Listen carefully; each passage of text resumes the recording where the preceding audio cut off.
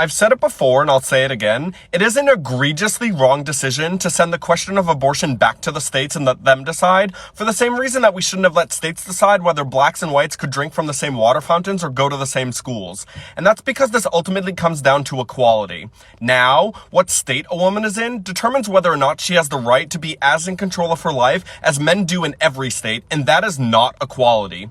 Because of this decision, women in certain states will be robbed of the ability to decide whether or not they choose to accept the numerous health risks and potentially adverse economic consequences that are inextricably tied to pregnancy. And some states will even prosecute women who have miscarriages or force women to sacrifice themselves when an unviable pregnancy threatens their lives. And the fact of the matter is, a man could never be subject to any of this, despite the fact that he engaged in the exact same act to create a baby as a woman did. The moment you allow states to decide whether a woman should have to accept those risks and potential consequences, and any of them come to pass, she has been disadvantaged because of her sex. Because had she been born a man, she would have never been subject to any of those.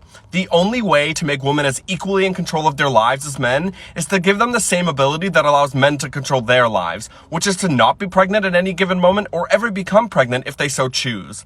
In this post-Roe era, we now live in a country where a woman's geographic location and not the Constitution determines whether or not she is entitled to full equality.